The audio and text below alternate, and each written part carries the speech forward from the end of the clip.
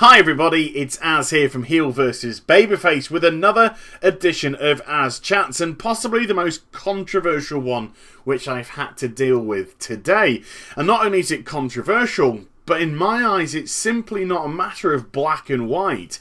There are so many shades of grey which surround this topic, but hopefully we can sift through them all.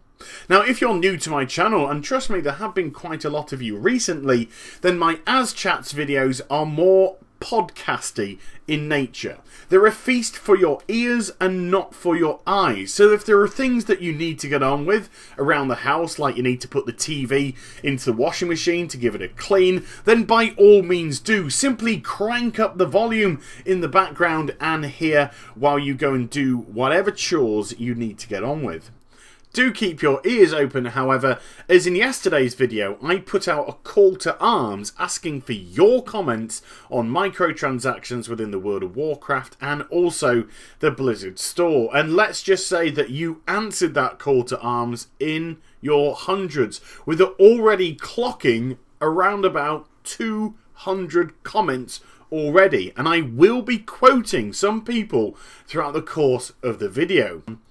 Now, before we can jump two-footed into this topic of conversation, we've actually got to take a step back and just examine things from an objective viewpoint. After all, the World of Warcraft is a subscription-based MMORPG. So why are we even discussing microtransactions at all? Okay, so first things first. If World of Warcraft is a subscription-based game, then we have to look at the subscriptions. And at the beginning of the life of Mr. Pandaria, things looked good in the land of Activision Blizzard. The World of Warcraft had left Cataclysm with 9.1 million subscribers, but Mr. Pandaria sold 2.7 million copies within its first week of launch, and those subscription numbers went back up to 10 million, the 5-figure mark. Things did look good, things were rosy. But you fast forward 12 months and suddenly the World of Warcraft is down to 7.6 million subscribers, a loss of nearly 25%, a quarter of its whole customer base. Now don't get me wrong, 7.6 million subscribers is a substantial number, and trust me, one that any MMO on the marketplace would be very, very pleased with. Now you start to band around the internet some very healthy subscription numbers like that, and invariably people begin to get very suspicious. It is the internet after all. And there's always been a wee bit of a conspiracy theory that Blizzard are actually fudging their World of Warcraft subscription numbers. Now I think there's a small bit of truth in that, but actually I think you'd be very surprised at how close to the subscription numbers they legitimately are. And this is the reason why. The World of Warcraft is broken up into three major areas. We have the US version of the game, which covers Australia, the Oceanics, etc. We have the European version of the game, and then we have the Eastern version of the game. Now, it's always been known that the Eastern version of the game has more viewers, more subscribers than the Western versions.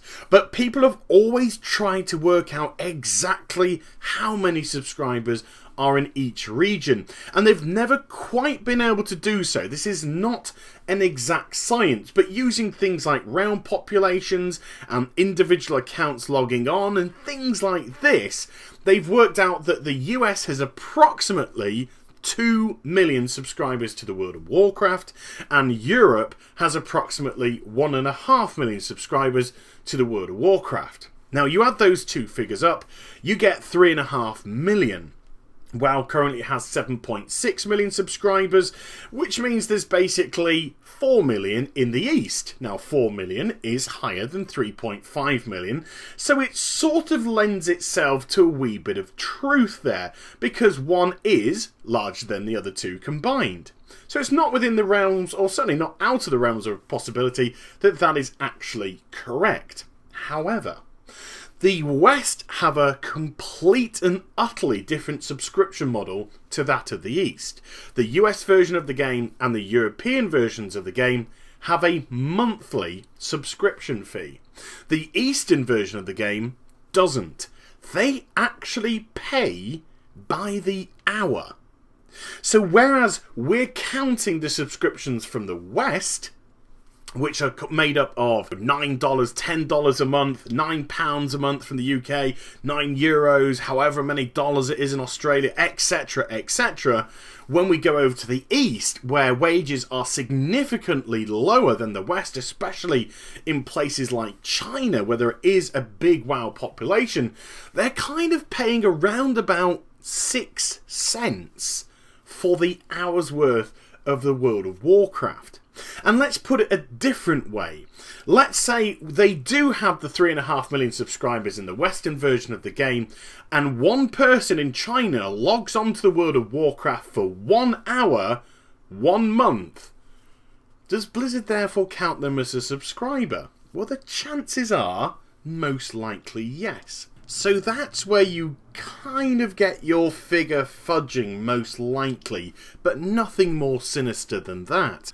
Now, there seems to be some financial information to corroborate this as well. A market intelligence firm recently put out a report that in the first 7 months of the life of Mists of Pandaria, World of Warcraft's revenues were down by 54%. Now, when an expansion is released, a lot of that money is generated through the sales of the expansion. Mists of Pandaria did very well, sold 2.7 million copies in its first week. But after that, you are then relying on the subscription model to keep you going. So it's always going to taper off. But the heavy losses in subscription numbers haven't made it taper off, they've made it rather plummet. Now, this marketing intelligence firm claimed that in September 2012, Blizzard took an astounding $204 million. This, of course, incorporates the sales, the early sales for Mists of Pandaria. But by April 2013, that number had dropped to 93 million. And that is a big dry up from subscriptions, and also corroborates the losses in subscriptions that we saw during that time period. But one thing that did remain a constant, even through the huge subscription losses, was microtransactions.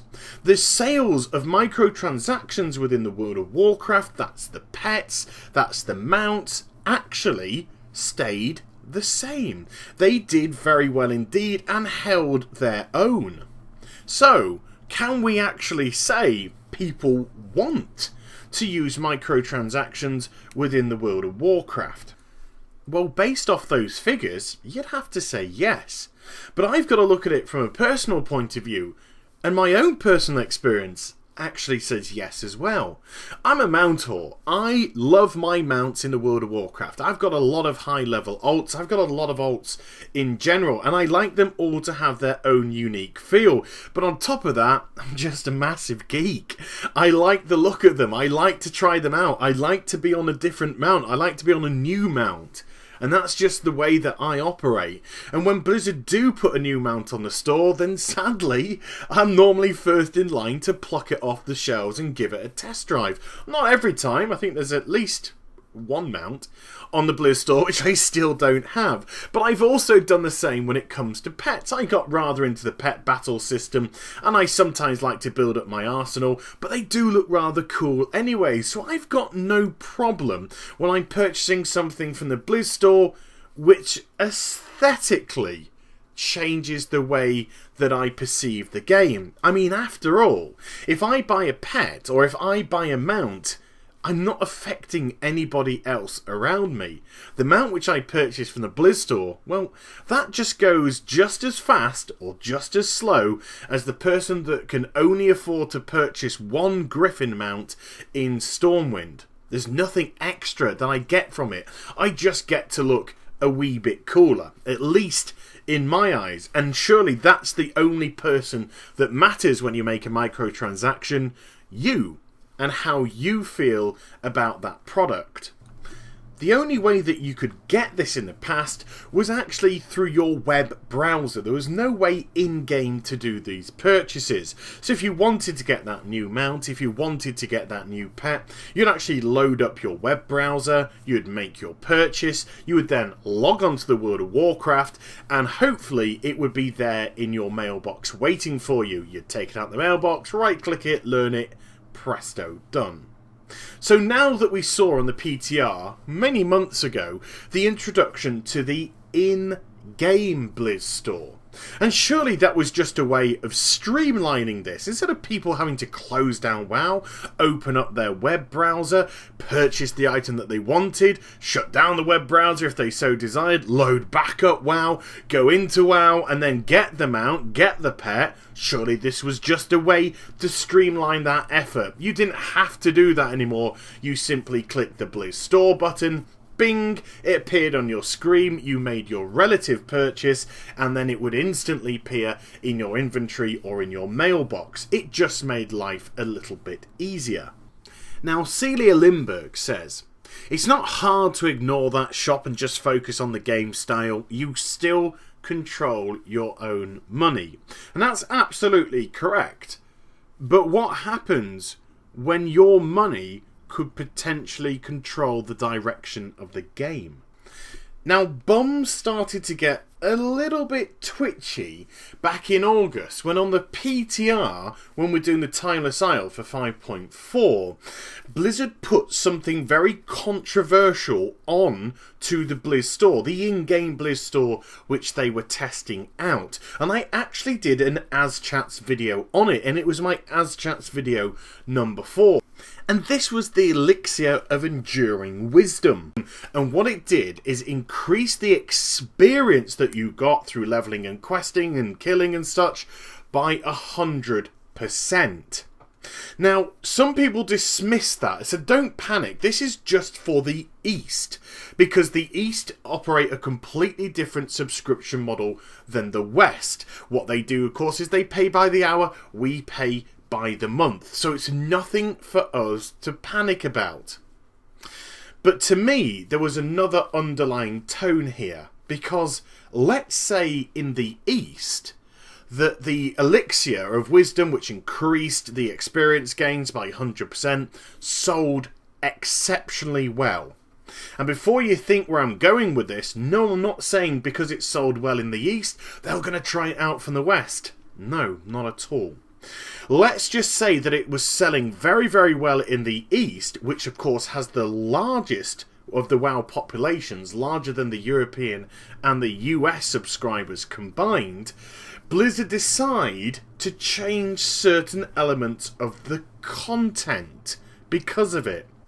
The quest developers, what if they're told, don't get too imaginative, just bang out a load of kill and collect quests. That will start to get people bored, and when people get bored, they want to batter through content quicker. What do you do if you want to batter through content quicker? Well, you go to the Blizz store and you purchase an Elixir of Enduring Wisdom. Things go past twice as quickly. And of course, that would have a knock-on effect for us in the West, because we're still playing the same content. We're just paying for it in a different manner.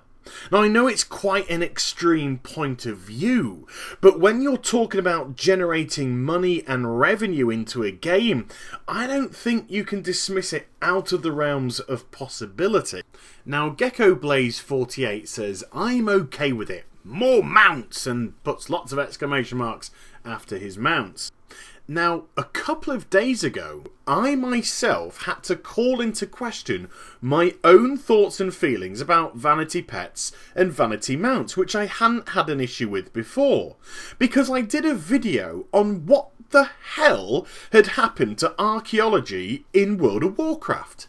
This was meant to be a really cool secondary profession brought in Cataclysm. A great way to get you out into the big wide world, digging up stuff, trying to find some really cool items.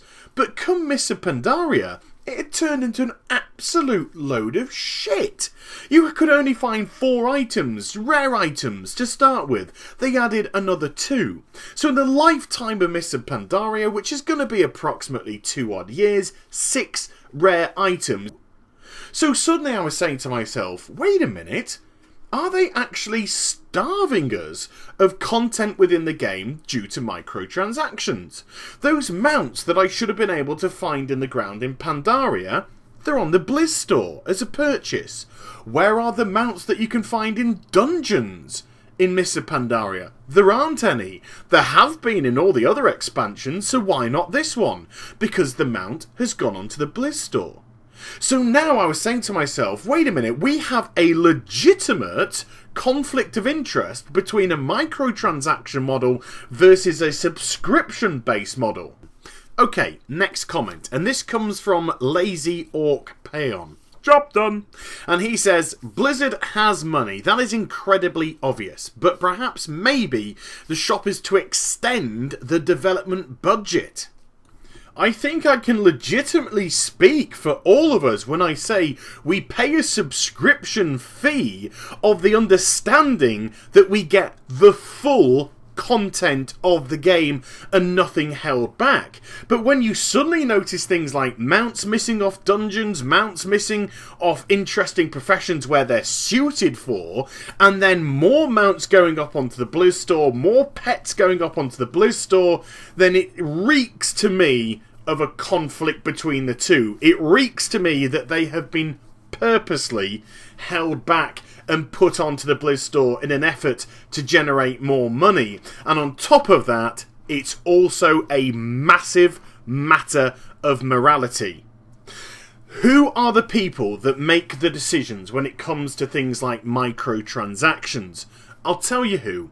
It's people in suits. It's people in suits that earn a lot of money, that don't have to go home of a night and wonder where they're going to get food from to put on the table, where they're going to be able to purchase clothes to put on their children's backs, where the money is coming from to pay the bills, how they're going to keep the car running to go to work. They don't ever have to have these thoughts because their wage packets are substantial, and they're the ones that are making the decisions when it comes to microtransactions. The beauty, and I said this before in AzChats episode 4, the beauty about a subscription fee is it is a social, economic equalizer. The person who has lots of money cannot out-purchase the person who has little money. They pay the same subscription fee. They are entitled to play the same content. But microtransactions completely change that. They are not a social economic equalizer. They are a social economic divider. The person that has the more money can purchase the more items, can get the better progression, can go way ahead. The person that doesn't have the funds to do so gets left behind as a punishment for not having enough money to do so, because that's what it'll feel like to them. You're belittling them. You're making them feel small. You're saying to them, we care little about you because you have little money, and we care lots about this person because they can be rewarded for having more money. If you think about it, it's nothing short of sick. But it's business. It's business. That's how we justify things like that. We just say it's business. There's no morality in business. There's money.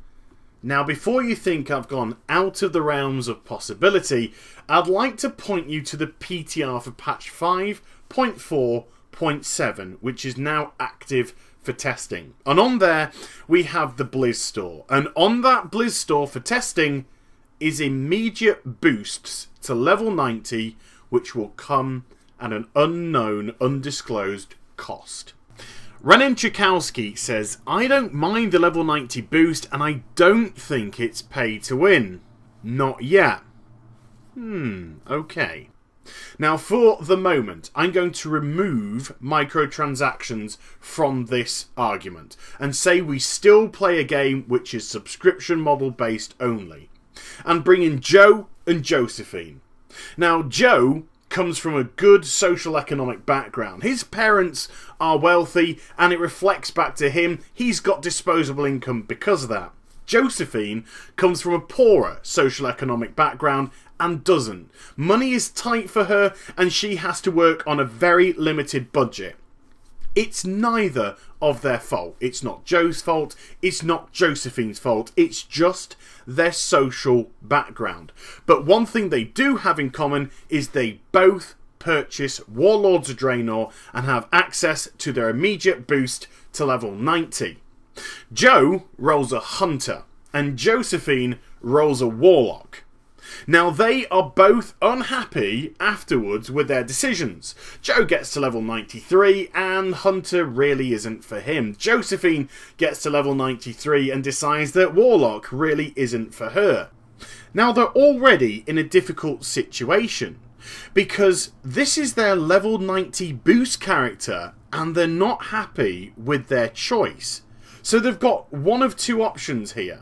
They can either plough on regardless and just stick with it, or they can re-roll a character, but they're going to have to start from level 1, unless they of course do a Death Knight. But let's just say, for argument's sake, they have to start back at level 1, and they choose the classes that they are happy with. Joe picks the Druid, and Josephine picks the Shaman. They're both in the same boat. And they have to go through all the content until they get to level 90, then they can go through to the Warlords of Draenor content. So that's automatically a bit of a dodgy factor about giving this level 90 boost. But if we bring microtransactions back into the equation, there's a third choice now for Joe. He can either go on irregardless, he can either re-roll from level 1, or Joe can go to the Blizzard store and purchase an immediate level 90. He purchases his Druid. Josephine can't do that. She doesn't have the money to do that. It's not her fault that she doesn't. Her choices are still the two. She ploughs on to level 100 with her Warlock, or she re-rolls the Shaman from level 1 and has to go through all the content that's in the game prior to that. Joe has been rewarded because he has more money than Josephine. Josephine has been punished because she has less money than Joe. That is punishing social economic backgrounds by microtransactions. So let's get a little bit further into this. And Justin16 says, how is WoW going pay to win? That's just stupid. We aren't paying for gear. We are paying to skip 90 levels. Why are you complaining? This is where the line becomes blurred. People go into the World of Warcraft understanding that it is a subscription-based model. And if they go and play League of Legends, they go into playing League of Legends understanding that it's a free-to-play model that carries microtransactions which can drastically alter how you play the game, how cool your character looks, or whether or not you choose to purchase new and more powerful champions. You go into that game understanding that. You could take your time and get in-game credits to do it. It would take a hell of a lot longer, but you still understand that with one click of your finger and the opening of your wallet and purse, you could get that champion. But with the World of Warcraft, it's subscription based. You go into that game on the proviso that you're all on the same equal playing field, not being punished by your social economic background. But hey, it's business. It's just business. Now, I'm simply not going to get into the debate here about whether or not that's fair anyway, and Josephine should have to go to level 1, and they should have to go through all the content to get to level 90. I'm not even going to go there, because if the level 90s do go onto the Blizz store, it's null and void. It's completely null and void because it could all be changed simply by somebody opening up their wallet and opening up their purse. Our next comment comes from Tiffany Darkwood, and she says, oh my god, the amount of people who have no idea what they're doing will skyrocket to the freaking roof. Okay, so let me now turn this into an in-game argument. Something which would affect you and me directly as players. Now, I already said that Joe and Josephine got their Hunter and their Warlock to level 93 respectively before they decided to give up. They didn't like them. But let me tell you why they ended up giving up on them. Because Joe and Josephine, they got into a dungeon group together. And they were joined by Joanne and Joseph. Joanne, who was brand new to the game also and decided to try a healer priest, and Joseph, who was relatively new as well and decided to try a warrior tank. Nobody had any real knowledge of how their abilities worked because they'd had no proper levelling up with which to do so. They had all these buttons, they didn't know what really went where and what they should be using, which circumstance and what CC was and what damage dealing was and all this kind of thing. They were an unmitigated, unprepared mess.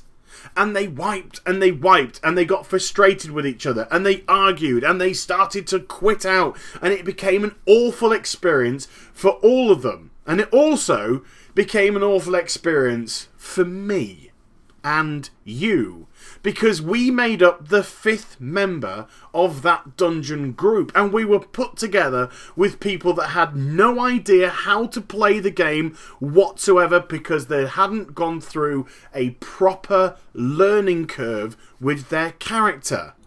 Now that in itself is just because of the purchase of the Warlords of Draenor and nothing to do with microtransactions. Until now.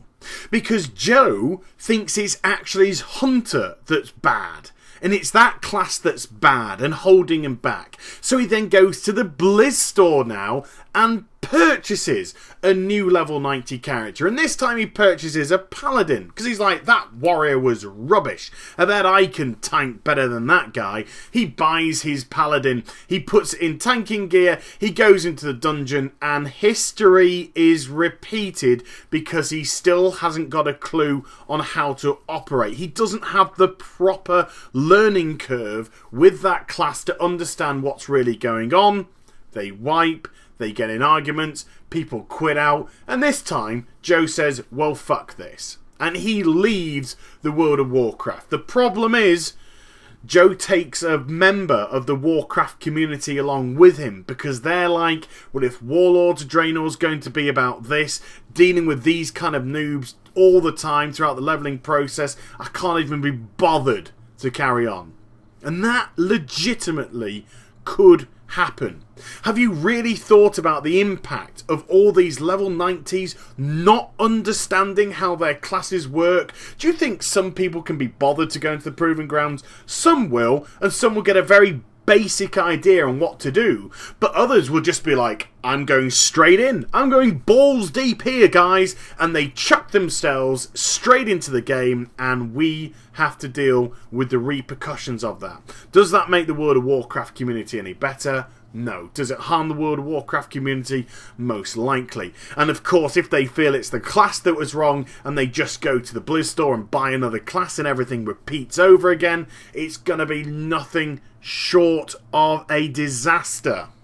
Now, experienced members of the World of Warcraft community might have enough knowledge about them that when they get their level 90 character, then they're going to understand how roles work within the game, so it's not going to be as painful for people with existing players. But it's the brand new ones, because Blizzard are looking at Warlords of Draenor to be a fresh start for people to immediately jump into the game, forget everything that's happened in the past. We want new subscriptions, we're going in a new direction, and we want you to be part of it.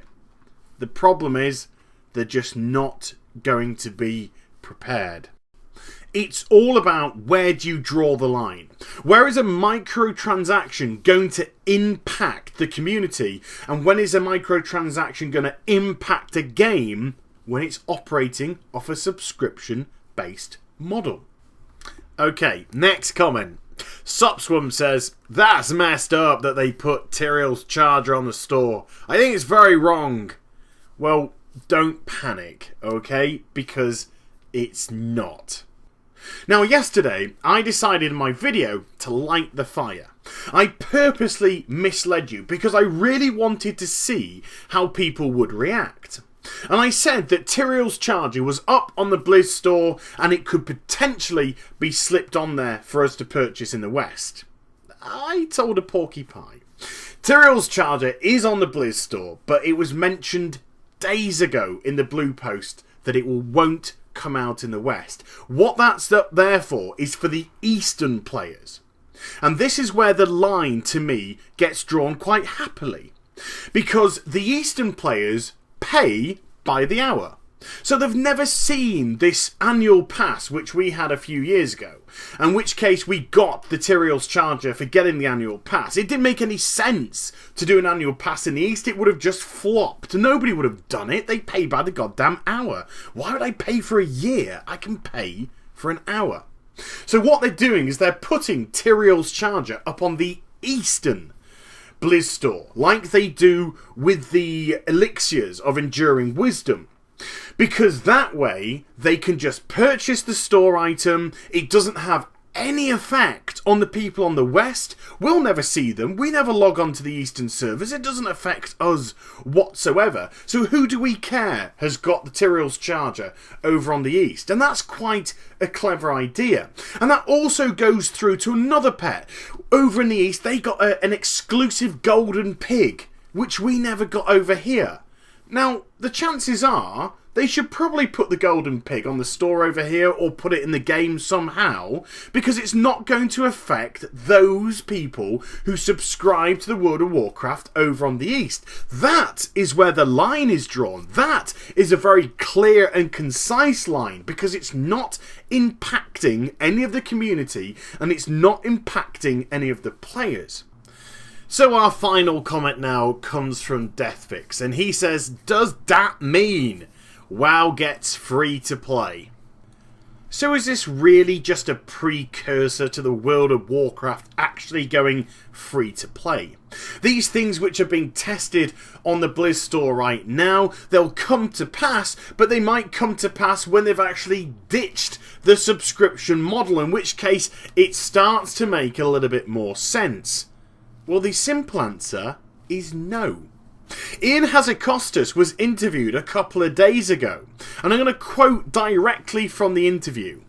At the end of the day, we don't think it makes sense for us to go free to play right now. It's something that we obviously know is happening in the industry, but we feel like we deliver a very good product at a very good value for a monthly subscription. That is a direct quote. Now, I would wholeheartedly agree with Ian if I wasn't concerned that the way that the microtransactions store is going now is actually going to take away content which would have normally been in the game if it was just purely subscription based. And I'm not even sure Blizzard have properly thought through this immediate level 90 purchase. I just sense they have dollar signs in front of their eyes and are not looking at the bigger picture. It could impact the community rather dramatically. It could affect the levelling up process from 90 to 100 rather dramatically, and also the end game content at level 100. Asking somebody to know their class inside out in the space of 10 levels is asking a bit much. They need to develop their craft, and I don't think that's the amount of time that they can do it. That's why we have a leveling up process. It allows you to get into the skin of your class and begin to understand it a lot more. We already have a very toxic community, especially when it comes to things like LFR. With these people coming in fresh with level 90 characters, is it only going to make things worse? I would love to hear your comments below. Microtransactions and boost to level 90s. How do you think they're going to affect you in the World of Warcraft? And I hope you enjoyed the vid. Please do like, comment and subscribe to my channel. Follow me on Twitter, Facebook and also twitch.tv/Heal vs Babyface for live streaming. I shall be back with some more stuff very soon. You take care, everybody. Bye-bye.